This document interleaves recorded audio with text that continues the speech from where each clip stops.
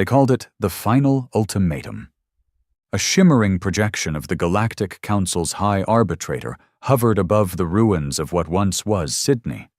The voice was cold, mechanical, not because of a lack of emotion, but because it held no need for it.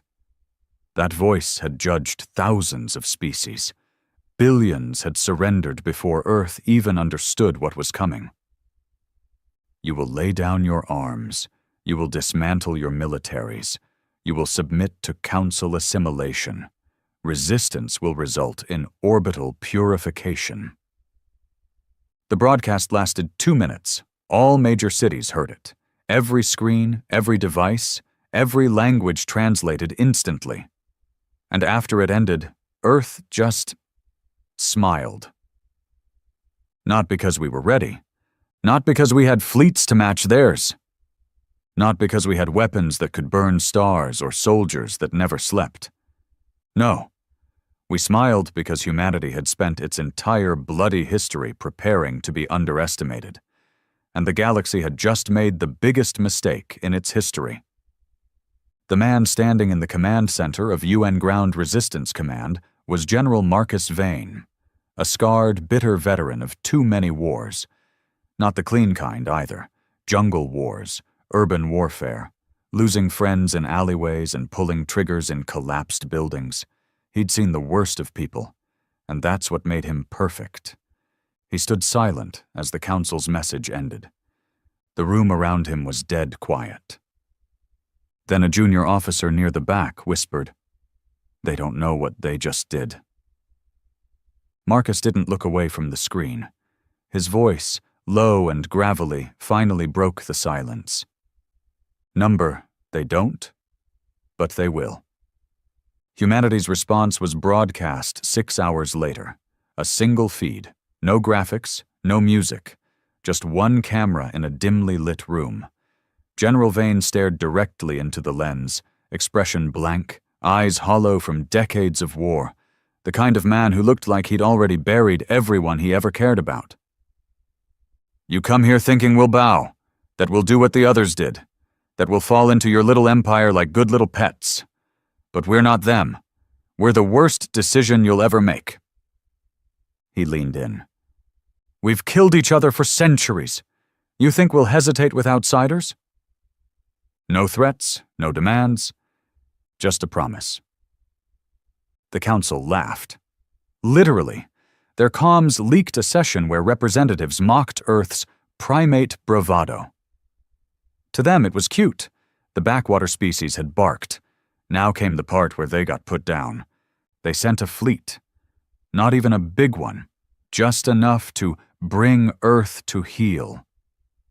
18 capital ships, dozens of support cruisers, thousands of drones.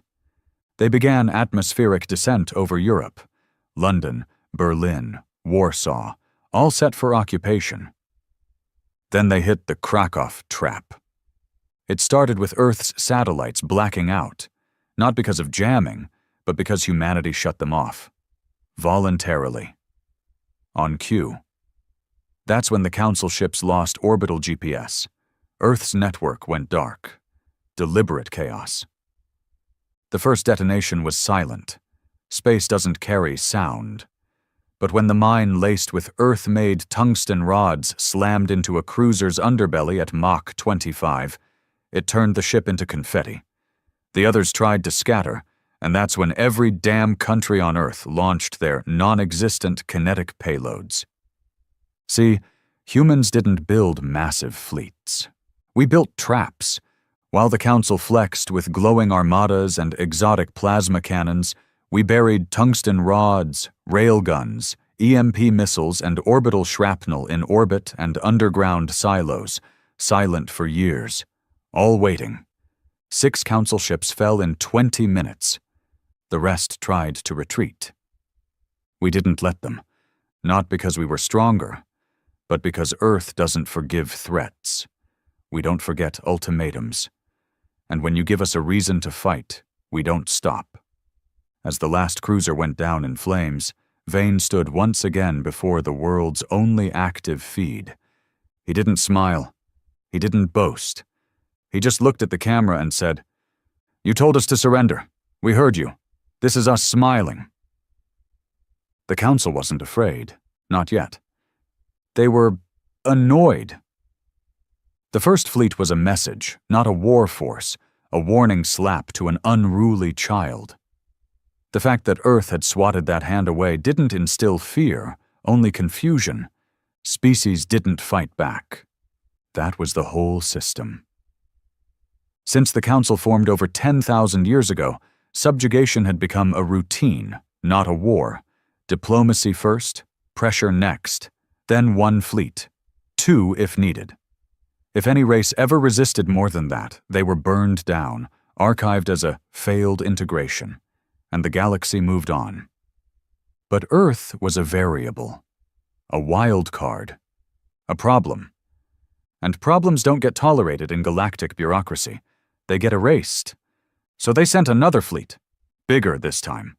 57 capital ships, 17 dreadnoughts, 3 elite species with cybernetic war forms, coordinated firepower from 5 empires.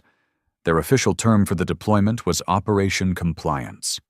Off the record, they called it the Hammer. From orbit, the Earth looked fragile.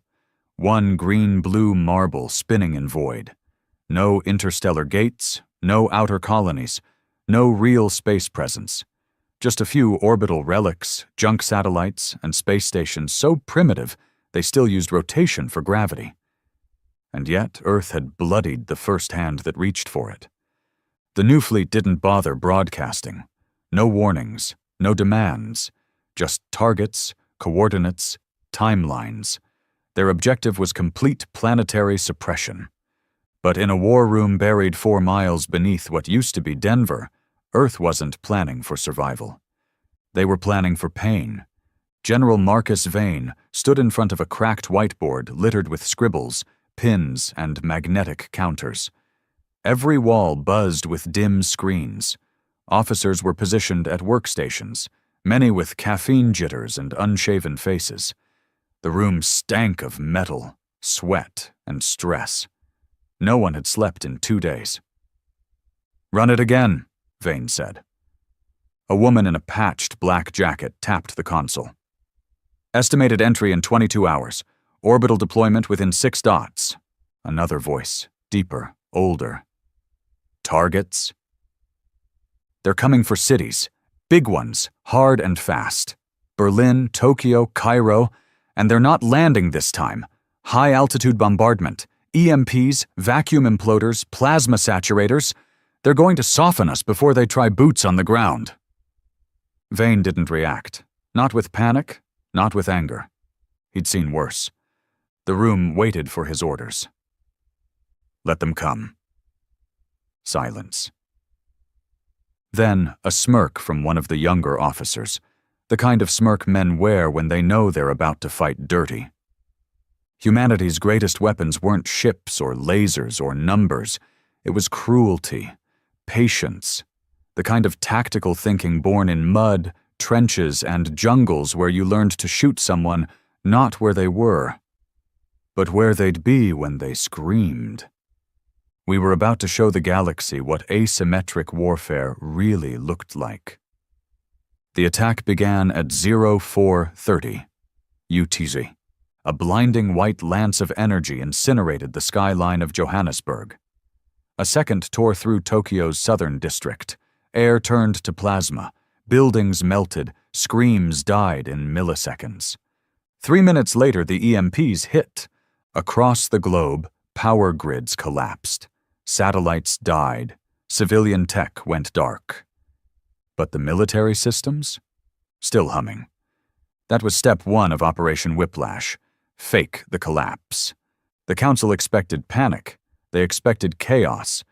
What they didn't expect were the underground bunkers, the mobile AA grids, the hidden tunnel launchers, the fact that Earth had been preparing for global war since the moment we split the atom.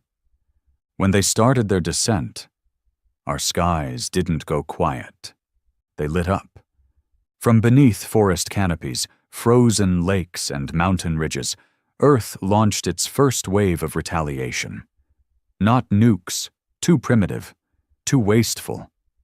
Instead, they used sky spears, kinetic kill vehicles designed to punch through armor, not explode. Each one was a shaped rod of dense alloys, accelerated by ancient railgun tech. No energy signatures, no heat trails, undetectable by most council sensors. 4 dreadnoughts lost atmosphere in the first 5 minutes. But Earth's real weapon wasn't metal, it was men. Sergeant Theo Bragg was one of them. Not a hero, not some special forces legend, just a soldier. A survivor of 9 deployments, 2 mutinies, and a failed marriage he never spoke about. He and his unit, the Black Dogs, had been stationed in Iceland since the First Fleet burned. Cold, quiet, invisible. When the second wave began, Bragg didn't ask why. He didn't care about politics or strategy. All he needed was his gear, his rifle, and the target beacon clutched in his shaking hand. "Time to remind these star bastards what a cornered human can do," he muttered, fixing his helmet. Their objective was simple. Turn Reykjavik into a meat grinder. The council landed 4,000 troops north of the city, hybrids bred in labs, armored and networked into a hive mind command AI. Fast, strong, precise. They had plasma rifles, adaptive armor, floating drones. Bragg's unit had steel boots, modified ARs, and the kind of tactics that'd get you court-martialed in any real army. "We're setting charges under the east sectors," he barked. "Funneled escape routes are rigged. We bleed 'em in, trap 'em, torch 'em." Another soldier, twitchy, nervous. "They're not like us, Sarge." They don't hesitate. Don't sleep. What if they just blitz through? Bragg lit a cigarette, took one long drag. "Then we die angry and make 'em remember the taste." The traps worked. The aliens moved like wolves, but Earth had built the whole damn city like a snare. Bridges collapsed, streets detonated, buildings fell sideways instead of down, trapped, funneled, isolated. By the time the sun set over the icy hills, only 30 council soldiers remained upright in Reykjavik. And the Black Dogs? Still fighting. Still grinning. Still alive. Back in orbit, panic had started. Not among the grunts, the council elites. Species that hadn't seen real war in centuries. Beings raised on sterile strategies and clean conquests. Now they were watching kill cams filled with human blood. Yes, but also alien corpses ripped apart in trenches, buried in landslides, shredded by primitive bullets that somehow bypassed energy shields. "This is unsustainable," hissed one council representative, a feathered reptilian creature from the core worlds. "They're unrelenting," another muttered. "They're suicidal," a third added. But one word kept being whispered again and again. Adaptable. The humans weren't just fighting. They were learning. Every failed ambush was corrected in the next. Every fallen city taught 10 others how to survive. They didn't surrender. They didn't fracture. They didn't retreat in disarray like previous species had. They coordinated. It was madness. And it was beautiful. General Vane stood over a tactical display showing red dots bleeding into blue clusters. "They're folding on the Western Front. We can take back Madrid and Warsaw." A younger aide walked up, pale-faced. "Sir, the Geneva Protocol bans the type of strikes we're using." Vane didn't even look at him. "Geneva burned. So did the protocol." He turned to another officer. "Send word to the Siberian grid. Activate the sleepers." She blinked. "You mean—" "Yes, time to wake the monsters." Underneath the frozen crust of Siberia lay Vault 6, an unofficial facility that didn't exist. Inside were 24 humanoid figures, cryo-sealed, eyes closed, biological super soldiers, experiments humanity had once sworn off, projects that blended gene splicing, adrenaline feedback loops, and moral collapse. No names, just numbers. And now Earth was ready to use them. The Council would learn what happened when you made a species that spent centuries trying to kill itself turn its rage outward. On the 6th day of the invasion, something unthinkable happened. A Council dreadnought fled.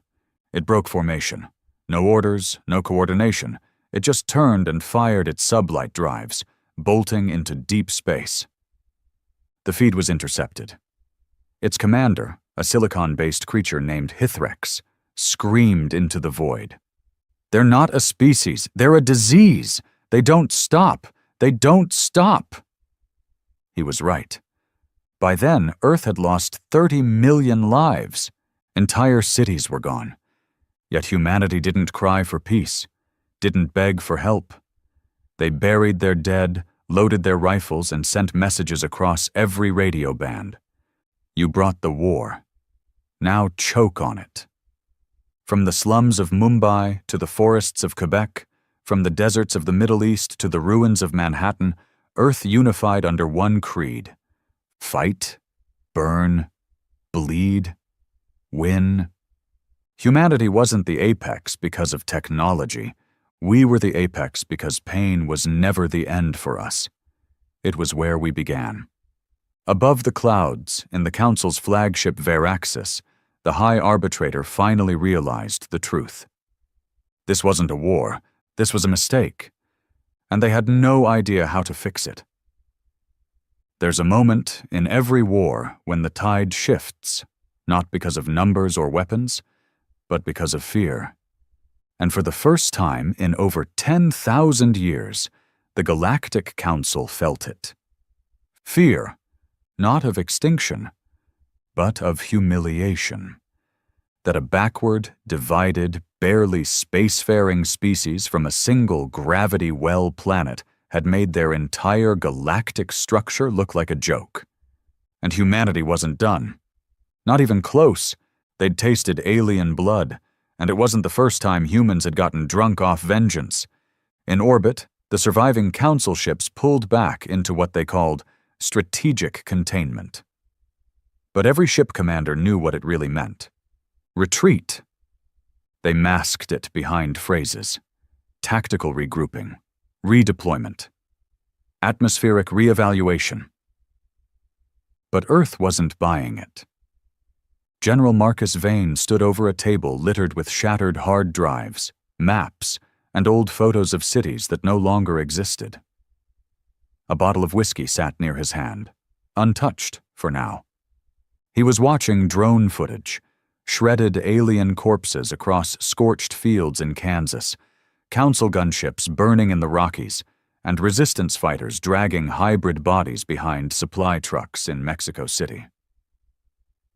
A comlink buzzed. "Sir, they're hesitating. The fleet hasn't moved in 3 hours." Vane rubbed his jaw. "They're waiting for reinforcement or surrender. They'll get neither." A pause. "Permission to launch Operation Gauntlet?" Vane looked at the whiskey again. Thought about all the men he'd buried, all the faces he couldn't remember names for anymore. Then he answered, "Do it. Light the sky." Operation Gauntlet was never meant to exist. It was a whisper, a what-if cooked up in the darker corners of black site think tanks. The idea was simple, in theory. Get off Earth. Take the fight to orbit. Not with ships, with soldiers. But the execution was madness. The Council controlled space. Their sensors blanketed the sky. Their AI could predict and intercept most projectile launches. But humanity had one thing. They didn't. Desperation. In a scrapyard north of Alaska, 6 Orion drop lances were prepped. Not starships, not even shuttles. Modified ICBMs. Stripped of nukes, reinforced with graphene armor plating. Life support systems barely held together with duct tape and hope. Each missile carried 3 men, no room for failure, no backup. The idea was to launch straight through the thermosphere, deploy magnetic boots, and board the Council's mid-orbit vessels by force. Suicidal? Yes. But to the 6 squads strapped inside those hollowed-out death rockets, that was the point. Sergeant Theo Bragg was in Gauntlet 3. His boots were clamped, his hands were shaking. The woman next to him, Corporal Nyla Dress, was mumbling an old prayer. The third in their pod, Lieutenant Reese, was staring at the blinking green light above the hatch. No one spoke about surviving. That wasn't the mission. Survival wasn't victory. Pain was. 30 seconds, came the cold voice in their earpieces. Bragg let out a slow breath. We go in hard. We don't stop. We take the bridge or we die on it. Got it? Both nodded. 20 seconds. The rumble started. Metal screamed. Then, ignition. In orbit, the Veraxis was rotating on its lateral axis, engines cooling after a partial system diagnostic. The command bridge was calm, sterile. Everything in the Council's world was clean, even in war. A comms officer, a crystalline species with 7 eyes, suddenly stiffened. Unidentified launches from the surface, it said. Origin? The arbitrator asked. Multiple trajectories. Vertical ascent. But, wait, they're not aircraft. What are they? The officer's voice broke protocol, a rare flicker of confusion. Rockets, human-made. The room tensed. How many? 6. A silence, followed by laughter from a Krithan warlord standing nearby. 6? That's all? This is the retaliation? But then the officer continued. They're accelerating. Too fast, too narrow. They're boarding projectiles. Now no one laughed. By the time they tried to activate defensive auto turrets, it was too late. 3 of the rockets were shot down. 1 missed completely, but 2, they hit home. Gauntlet. 2 slammed into the Ithra, a Dreadnought-class war cruiser. Gauntlet 3, Bragg's pod, pierced the outer hull of the Veraxis like a steel fang. The impact wasn't elegant. The pod shredded half its hull before it lodged between 2 decks. Bragg was knocked half-conscious, blood pouring from his nose. But the hatch was blown open with a charge, and the first thing he saw when he stood up was a terrified alien crawling backward, sputtering in its own tongue. He didn't hesitate. 1 shot, head gone. No words, no mercy. Breach complete, Reese grunted. Clear. They advanced through a corridor lit in red emergency lights. Gas hissed from vents. Sirens wailed in alien frequencies. Council guards poured in. Bragg's squad didn't bother with cover. They advanced. Tight angles. Suppressed fire. Every round meant something. A shot to the leg was followed by a knife to the throat. Reese kicked a plasma turret offline. Dress rigged an ion charge to a ceiling panel and collapsed half a hallway. They were moving like monsters. Humans. The Council tried to call for reinforcements. But Earth's hackers, working from frozen data centers buried in Antarctica, had already infiltrated their comm relays. Static, screams, disinformation. One ship thought Earth had detonated an antimatter bomb. Another thought their own fleet was compromised. Chaos. Just how humanity liked it. Meanwhile, on Earth, cities were burning and rebuilding at the same time. While bombs fell in Cairo, underground factories were spitting out new railguns. While the Council bombarded the ruins of Paris, resistance cells from Poland were launching guerrilla strikes into enemy field camps. And in North America, Vault 6's Project Revenant was fully operational. The super soldiers, numbers 1 to 24, were loose. They didn't talk, didn't question. They moved with cold precision through Canada, cutting down elite alien squads like lawnmowers through wet grass. Some of the kills weren't tactical. They were cruel. Bodies were left hanging upside down. Message banners carved in alien tongues reading, "Is this what conquest tastes like?" Even Earth's own generals started fearing the revenants, but none dared stop them. You don't leash a monster halfway through a war. Back on the Veraxis, Bragg's team finally reached the central elevator. Drees was wounded, leg torn open from shrapnel. Reese was bleeding from his temple. Bragg loaded his last magazine. "Bridge is 1 level up." "We're outnumbered," Reese muttered. "We always are." Elevator doors opened. They charged. The council symbol flickered on the holo screens. Bragg stepped forward, looked into the security cam. Knew someone out there was watching. "This ship belongs to Earth now." Then he raised the council's own banner and burned it. The footage spread faster than the council could censor it. Every world, every outpost, every colony that had once feared the council saw that moment. A human soldier, standing on the bridge of the flagship, covered in blood, fire behind him, and the symbol of galactic order reduced to ash in his hand. That was the day the galaxy shifted.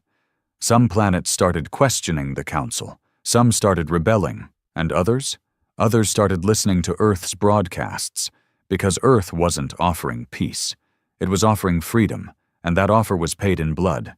By the 7th day, the galaxy was no longer watching a war. They were watching a collapse. The council had spent millennia crafting an empire built on obedience, control through structure, dominance through legacy. Not fear, not respect, just a simple, unspoken rule. Do not resist. And then Earth did, over and over again. And now their finest ship, the Veraxis, was broadcasting footage of its own bridge under human control. The council's symbol, a centuries-old seal of order, lay in pieces across the floor while bloodied soldiers stared into their cameras like demons returned from hell. Every planet connected to the council saw it. Every species that had once been broken into silence by those sleek dreadnoughts and polished diplomats watched as one man, a soldier, a nothing, a nobody, lit a fire inside their cold-blooded fear. And Earth? Earth was smiling, not because they were winning, but because now they had permission to go further. Sergeant Theo Bragg stood at the center of the captured bridge. His helmet was off, and his face was cracked and pale. Dirt smeared across his jawline, blood dried at the corner of his lip. He looked like he hadn't slept in days. Because he hadn't. Around him, the remaining council crew had been zip-tied or executed. The air smelled like copper, ozone, and burned flesh. Reese was slumped in the corner, eyes closed, blood dripping from his ear. Alive, barely. Dress had passed out, her leg elevated, a tourniquet cutting off circulation. Bragg tapped into the ship's interface using a jacked-up translator rig Earth had hacked together using salvaged alien tech. It wasn't clean. The screens glitched every few seconds. Sometimes words came out backward. But it worked. He broadcast a short message on a council-wide encrypted frequency, one humanity had no business having access to. "Your fleet's flagship is ours. Your command is dead. If you want this ship back..." He leaned in close to the console. "Come and take it." Then he disabled the fail-safes, opened the docking clamps, and armed the warhead in the reactor core. If they tried to recapture the Veraxis, it wouldn't be a rescue. It'd be a funeral. Far below, General Marcus Vane was watching everything from a dark, concrete bunker deep under what was left of the Rocky Mountains. One eye on the feed, the other on the red blinking lights that marked alien troop movements across Europe and Asia. The council had slowed down. pullback was obvious now. Less aggression. Less orbital fire. Their remaining forces were consolidating, preparing for something. A last push? A retreat? Didn't matter. Earth wasn't waiting. "We've been playing defense too long," Vane said to his war council. "Time to go hunting." The map zoomed in. Dozens of red zones marked alien landing sites still active across Earth. Forward operations in Siberia, refueling hubs in the Sahara, communications towers in South America. Task Force Odin will handle the Russian cell. Revenants to Africa, Black Dogs to Brazil. Every city we lost, we take it back. A young analyst raised a hand. "Sir, these are fortified zones. We don't have air superiority, and our supply chains are—" Vane cut him off. "We have anger." Another general leaned in. "It's not a strategy." Vane stared at him, eyes like stones. "It is now." In São Paulo, a council garrison of 12,000 troops had turned the city into a military fortress. Energy barriers, drones, AI-controlled defense nodes. No one expected a human counterattack. Not there. Not yet. Until it came. From below. Sewers, subways, collapsed tunnels. The Black Dogs had spent weeks tunneling under the wreckage with civilian construction equipment and salvaged explosives. When they blew the first charges, the ground opened like hell's mouth. The aliens were pulled into hand-to-hand combat before they even realized the alarms were real. Bricks smashed into helmets. Shrapnel tore through armor. And when the Council's reinforcements arrived from orbit, human jammers blinded their orbital targeting systems. A single flare went up from the roof of a shattered skyscraper. Green. Then dozens more. Earth's ancient missile silos, once rotting and unused, came alive again. And from the ground, the sky burned. But the fight wasn't just physical. Earth had learned something else, something deeper, something far more dangerous. The Council wasn't built for psychological warfare. Their enemies always broke. But humans didn't. They broke and got meaner. They didn't fold. They fractured into sharper pieces. So humanity began broadcasting targeted messages directly into Council channels, military and civilian. No threats, no politics, just truth. They showed images of Council war crimes, dead children, glassed villages, tortures. They revealed intercepted messages between Council commanders laughing about training the monkeys and breaking the planet like a wild dog. And the worst? A video feed of a captured human prisoner, 14 years old, tied down, interrogated, screaming. He didn't give up names. He died silent. The Council tried to discredit the footage. Didn't work. Because deep down, every species under Council rule had always feared they were the next in line. And now Earth wasn't just fighting back. Earth was winning. In orbit, Council reinforcements finally arrived. A fleet of 200 ships, mostly automated, AI-led, cold, and calculated. They surrounded Earth like vultures. Every major city got one target lock. A final demand was sent to humanity. "We will purge this planet. Last chance." The message was heard by billions, but Earth never answered. Instead, a civilian feed appeared on Council frequencies. A man stood in front of a pile of rubble that used to be his home.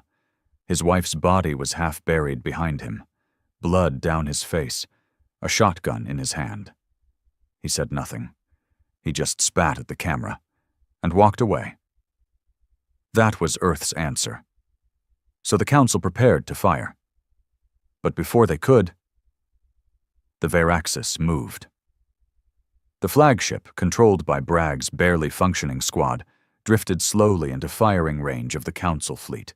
Its reactor was primed, its weapons online. They thought it was posturing, until the dreadnought targeted one of its own, a Council battleship called the Juturan, and fired. Point blank. The battleship detonated like a dying sun. Then Earth's secret was revealed. They hadn't just taken the Vairaxis. They'd reverse-engineered its targeting systems. Now Earth had orbital firepower. That night, the skies over Earth were lit with more color than the northern lights. Council ships burned and fell like dying gods, and across the galaxy, hundreds of species under Council control stood up. Minor riots at first, then revolts, then governments flipped. The Council tried to silence them, but it was like trying to dam an ocean with a sheet of paper. Earth had done more than fight back. They'd exposed a lie, that the Council was unbeatable, untouchable, unbreakable. But now? Now the galaxy saw the truth. They bled like anyone else, they burned like anyone else, and they ran, just like anyone else. On the 10th day of the war, General Marcus Vane sent a single message, broadcast across Council territory. His face was tired, scarred, hardened. This isn't peace, this isn't surrender, this is justice. He leaned forward. And if you're still loyal to the Council, we're coming. The first Council world to fall wasn't conquered. It defected. The planet Luroth Prime, a blue and gold sphere nestled in the Epsilon Divide, had been under Council control for 400 years. Its native species, the Thren, were a lithe, four-limbed people known for docility and cooperation, once praised by Council diplomats as a model civilization. But the Thren had watched Earth fight. They'd seen humans bleed in the streets and still stand tall. And when their own Council governor ordered their cities to send support troops to aid the invasion of Earth, something cracked. A Thren elder walked into the governor's estate and slit his throat with a ceremonial blade. Broadcast it live, then set the palace on fire. Within 24 hours, Luroth Prime declared secession from the Galactic Council and offered full diplomatic alliance to humanity without being asked. General Marcus Vane didn't blink when the news came through. He just looked over the updated map. "Mark it green," he said. Green meant ours. It had started. The break. The splintering. And Earth was the wedge. Sergeant Theo Bragg wasn't back on Earth yet. He hadn't left the Vairaxis, not because he couldn't, but because he wouldn't. Since the capture, Council forces had made 4 separate attempts to retake the flagship. All had failed. Each time the attacking teams had been lured in, misdirected through corrupted blueprints, and slaughtered by a combination of improvised traps and the last 2 surviving humans on board. Bragg and Drezes Reese had died on the 2nd day. Took 4 of them with him. His body was still strapped into a chair near the rear of the bridge, wrapped in Earth's old flag. The place was starting to stink. Bragg didn't care. The Vairaxis had become a floating symbol of humiliation for the Council. They had sent commands to self-destruct it remotely. Bragg had disabled those systems. They tried EMP detonations. He had rerouted power from internal reserves and laughed as the lights came back on. And when they finally tried to starve him out, cutting off supply drones, he opened an airlock, dragged the corpse of a dead alien to the viewport, and began eating raw meat while staring into the nearest enemy ship's camera feed. Let them watch. Let them learn. This was a human war now. On Earth, Operation Reclaim had entered Phase 3. Cities were being taken back. But not with armies. With examples. In Johannesburg, Earth's resistance fighters didn't kill the Council's puppet administrator. They paraded him through the streets, made him confess to every betrayal, every order, every human he turned in, then handed him over to the survivors of his labor camps. They didn't even film what happened next. Didn't need to. The silence said enough. In Riyadh, the revenants were unleashed without limits, no chain of command, no oversight. They moved like shadows. 3 cities went dark in 48 hours. Alien outposts once filled with Council pride were now bonfires of twisted steel and crushed helmets. One drone feed showed a revenant walking calmly into a fortified command tower, head tilted like a curious animal, blood dripping from its gloves, no weapon in sight, just silence, and the scream of council officers before the feed cut out. Word spread. Among council soldiers, new slang emerged. Don't get earthed. It meant being slaughtered without warning, without logic, without mercy. Panic started to fester. Then something far worse. Doubt. In the stars above, a council emergency summit was called in orbit over D-Raxis 4. 15 species, all high command. The chamber was filled with heat and tension, not because of politics, but because for the first time, no one knew who was still loyal. "What are we fighting?" one delegate demanded. "What are these humans?" No one answered. Another said, "They do not follow the rules of war. They kill prisoners. They broadcast executions. They strike without honor." Another voice replied, "And we're losing. What does your honor get us now?" Silence. Until the high strategist of the council, an old six-armed monstrosity bred in a war moon, finally spoke. "We miscalculated." Heads turned. They are not primitive. They are not fractured. They are not bound by fear like the others. They are a wounded animal backed into a corner. He looked around the room, all eyes on him. "And we taught them to hate us." Meanwhile, in a dark hangar buried beneath the Appalachian Mountains, Earth was preparing something worse than weapons, something more powerful than ships or super soldiers. Propaganda, not the kind that lied, the kind that told the truth, loudly, publicly, and without apology. Earth's top editors, hackers, and former journalists were gathered under one mission: destroy the myth of the Galactic Council. They dug into archives, retrieved footage, found witness reports, showed entire worlds the colonization of the Vexar system, where council ships gassed over 1.2 million civilians to maintain galactic harmony. They showed images of species sterilized for non-compliance. They aired testimonies from refugees who had never even heard of rebellion until Earth stood up. These broadcasts were dubbed Fireside Wars, because every single one lit a spark. Across the galaxy, species started burning council outposts, deserting, sabotaging ships from the inside. And always, on every hacked frequency, came the voice of Marcus Vane. "You are not alone. You are not weak. You are not slaves. You are not next. You are now." Back on the Veraxis, Bragg knew the clock was ticking. Dress had gone unconscious days ago. The power systems were failing, reactor running too hot. More council ships were surrounding them now, but they didn't engage. They watched.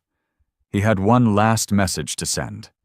Not a plea, not a warning, just a promise. He activated the beacon. "This ship is now the tomb of every council lie. Burn it, and you burn your legacy." He pulled Dress into an escape pod, wired the pod to a manual override, and set a countdown timer on the core. Then he scrawled 3 words into the wall next to the pod hatch, using the blood on his knuckles. "Tell them why." He shoved the pod into space and locked himself back into the bridge. The countdown ticked. 5 minutes. He lit a cigarette, the last one from a half-crushed box. Smoked in silence. He wasn't suicidal. He was deliberate.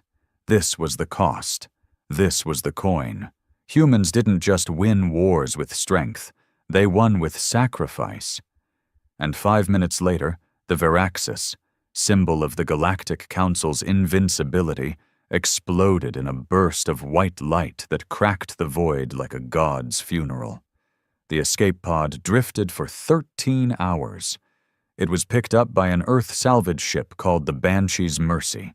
Inside, Dress was barely breathing, but alive.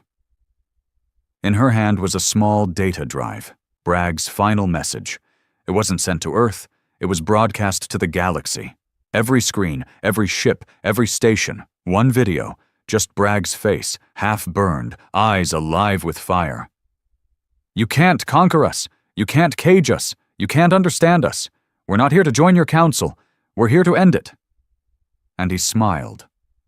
When the Veraxis died, something ancient died with it, the illusion of control. For thousands of years, the council had ruled not with brute force, but with certainty, that if they arrived, you submitted. If they threatened, you obeyed. If they punished, you stayed punished. But Sergeant Theo Bragg had destroyed their crown jewel and gone out on his own terms, a human soldier turning a warship into a funeral pyre. And in doing so, he'd ripped a hole in the council's psyche. They didn't just lose a flagship. They lost their myth, because every tyrant needs one thing more than weapons: belief. And now? The galaxy didn't believe anymore. The revolt spread like an infection. On the sulfur plains of Dromaxis, slave miners turned their pickaxes into weapons and burned their council supervisors alive inside their exosuits. On the ocean world of Khatun, a species that hadn't spoken aloud in over 300 years, screamed in unison as they capsized council skimmers and drowned their guards in deep-water trenches. And on Narthil IX, a former council weapons depot, an entire military garrison defected overnight. Left their posts, broadcast a new flag in the sky, a fractured earth with fire rising behind it, the symbol of resistance, the symbol of what Earth had started. General Marcus Vane stood before a table in a concrete war room beneath the remains of old Washington, D.C. They'd removed the last alien forward command center from North America 2 days ago. Now they were planning expansion. Not for territory, for destruction. Vane's voice was low and calm. "Every planet the Council used to suppress its rule, we take them next, one by one, burn their supply lines, cripple their fleet reserves. If they want a war, we make it cost." He paused, then pointed to a red dot near the edge of the system. "Starting with Draxis Core." Someone in the room flinched. It wasn't just a military target. It was symbolic. A council-breeding world, used for officer academies, indoctrination, propaganda. "Sir," one commander said, "that planet is fortified. Defenses buried in orbital rings. We can't take it with missiles, and we don't have ships." Vane nodded slowly. "Then we don't bring ships." He slid a black folder across the table. Its name, Operation Gutterfire. The plan was madness. Of course it was. That's why it would work. Step 1. Deploy orbital wreckage from destroyed council ships in a disguised meteor pattern. Step 2.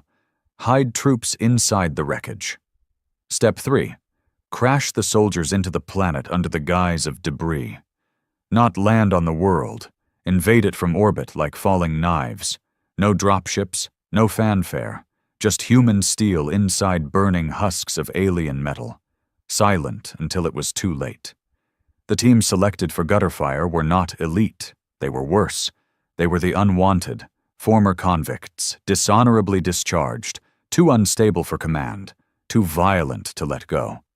Now, they were the perfect weapon. The leader of Gutterfire Unit 9 was a man known only as Granger. No rank, no history in the public archives. Rumor said he once tore a commanding officer's jaw off with a mess kit for ordering a retreat. Now he wore a half-broken oxygen mask at all times, not because he needed it, but because no one had ever seen his face, and he liked it that way. When his capsule was sealed into a piece of fused Veraxis plating, he smiled. Didn't speak, didn't pray, just cracked his neck and whispered, "Let's break their gods." When the debris entered Draxis Core's atmosphere, no alarms sounded. The Council watched the sky and saw old junk. After all, they'd glassed dozens of Earth cities. It made sense that their garbage would start falling back to planets. But then the junk began to steer. Right before impact, internal ignition units fired. Panels split open. Troop compartments snapped free like claws, and in 23 impact zones across the planet's upper hemisphere, Earth soldiers rose from the craters like demons crawling out of graves. The Council didn't even have time to scramble air patrols before Granger's unit had leveled their communications tower with salvaged alien explosives. Then they moved toward the barracks. Quiet, efficient, no prisoners. They weren't there to conquer. They were there to ruin. On Earth, people didn't celebrate the victory, not loudly. They watched the fires on Draxus Core burn from space feed relays, watched the transmissions cut off one by one. And then they went back to digging graves, rebuilding homes, raising new walls. This wasn't a victory parade. This was vengeance. Humanity wasn't fighting for pride.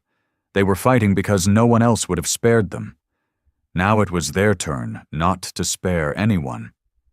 By the third week, the Council's grip had shattered in 19 systems, but the true death blow came from somewhere unexpected. From within. A mid-level logistics officer named Till Rak, species unknown, defected from the Council and handed over a full backup of their internal fleet supply database. He didn't ask for asylum, didn't want protection. His message was short.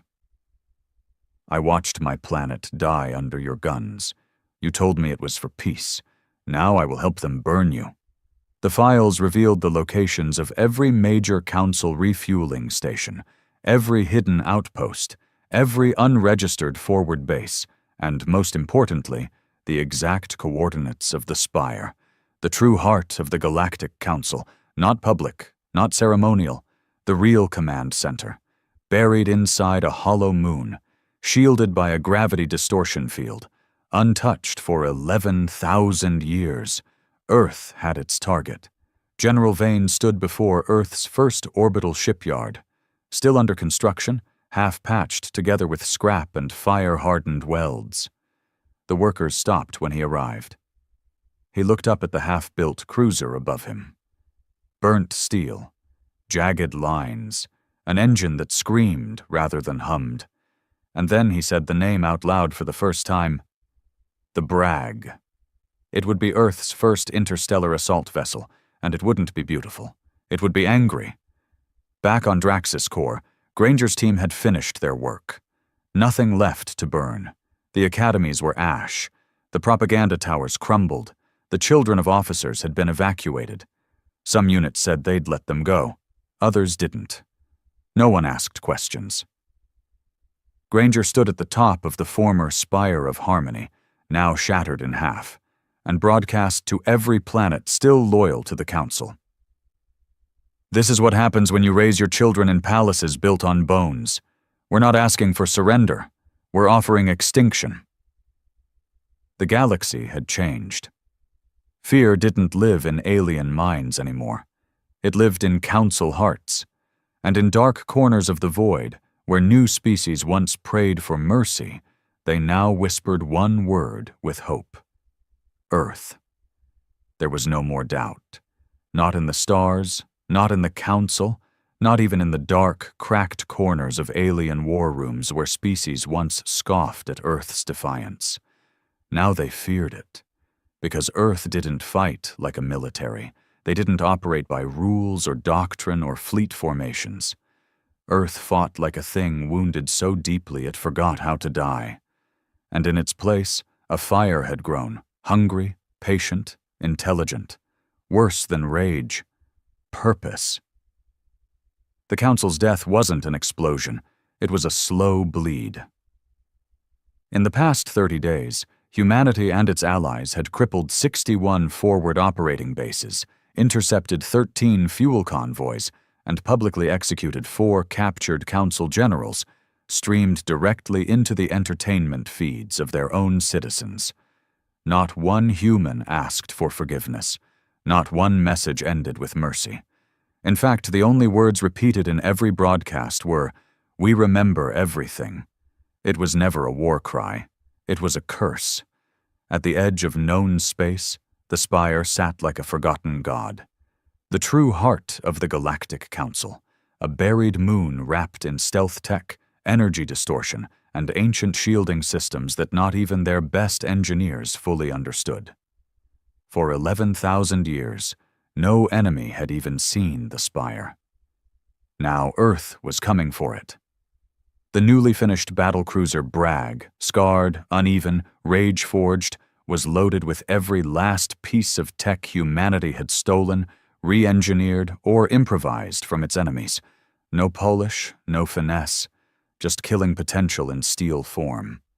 General Marcus Vane stood at its prow, clad in matte black armor.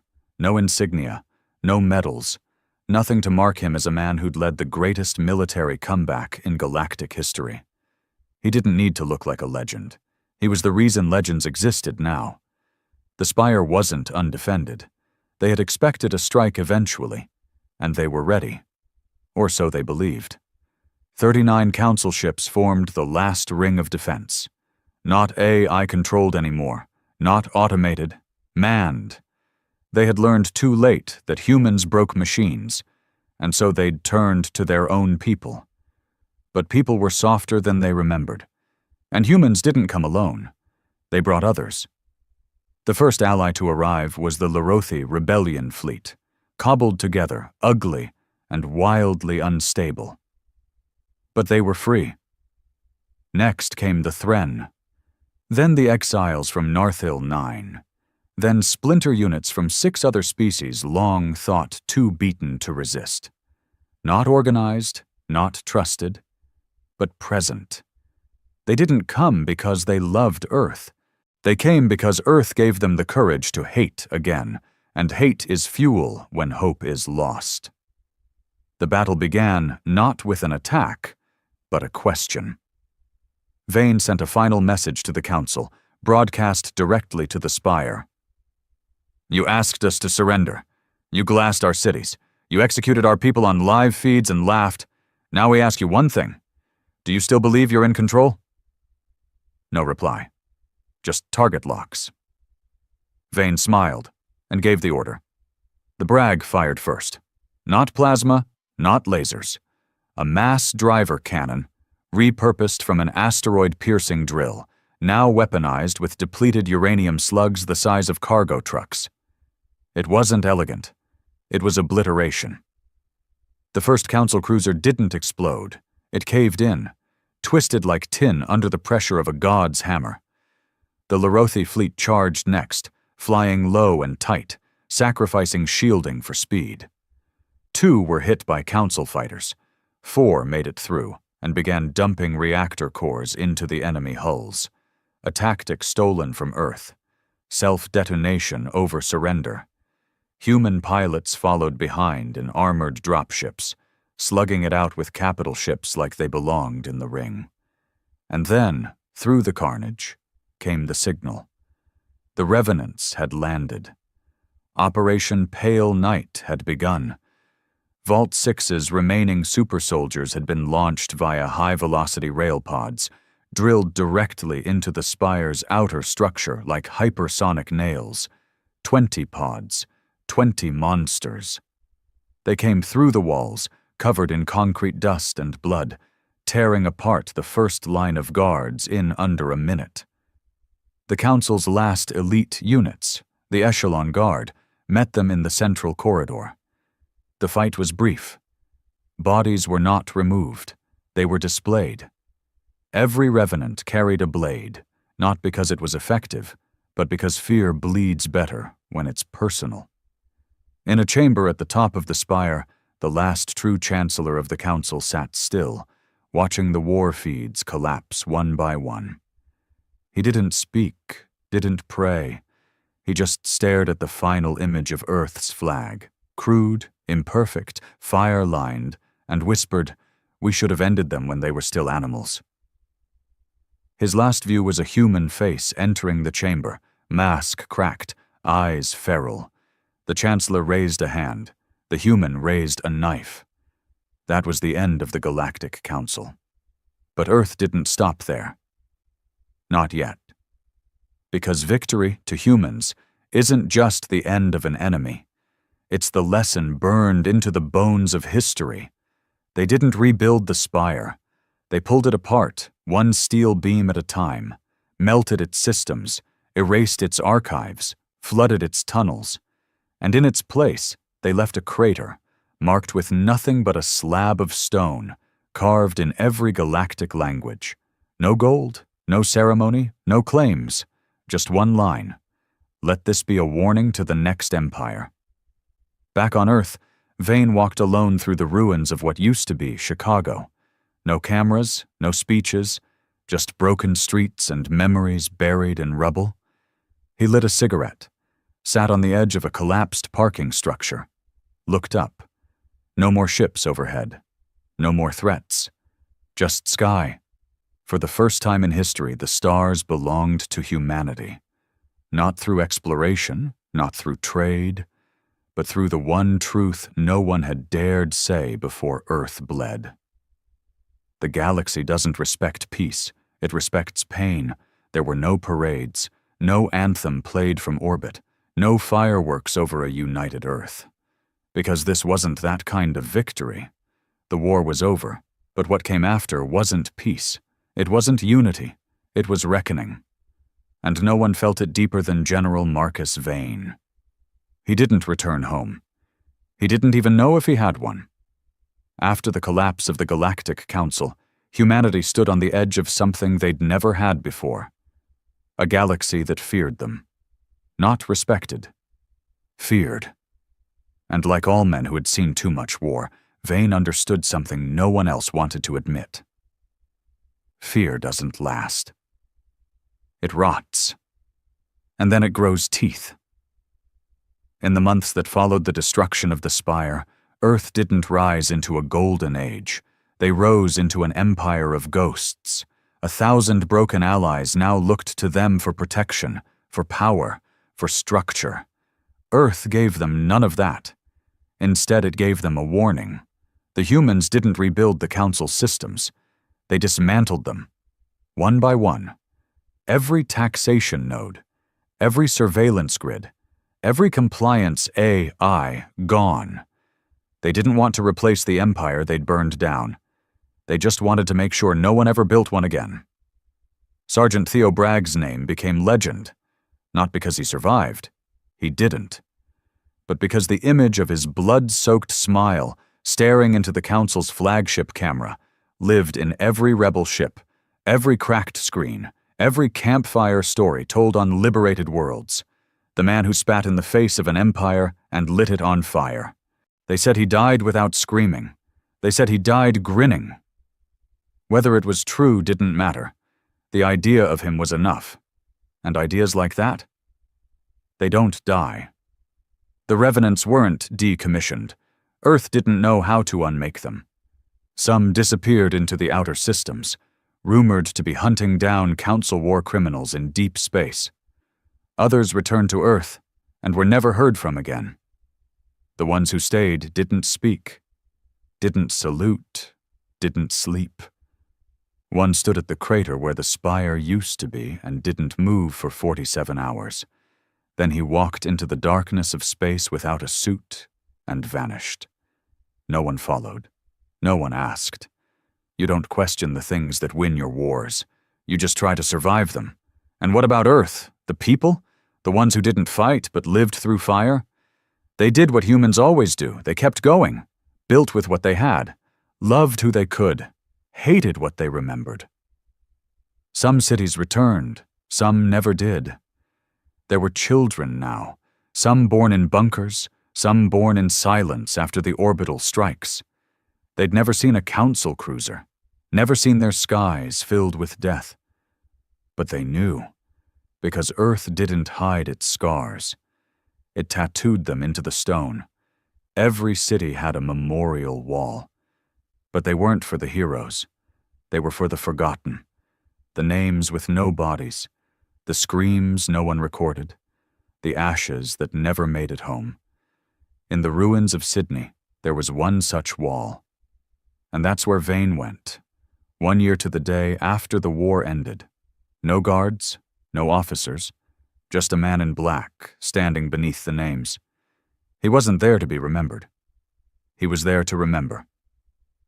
A small boy walked up beside him, Didn't say anything. Just stared at the names, too. Your father up there? Vane asked. The boy nodded. So's mine. Silence. Then the boy looked up. Were they soldiers? Vane didn't answer right away. Then, mine wasn't? The boy looked confused. What was he? Vane looked at the wall, and for the first time in years, his voice cracked. Human. That was the thing no one outside Earth ever understood. Humanity didn't win because of power, or ships, or technology. They won because when everything was taken from them, when every child was buried, every home turned to dust, they didn't break. They became something worse than defiant. They became righteous. In the aftermath of the war, the galaxy tried to reorganize. Species came together, talked about forming a new order. One by one, they invited Earth to the table.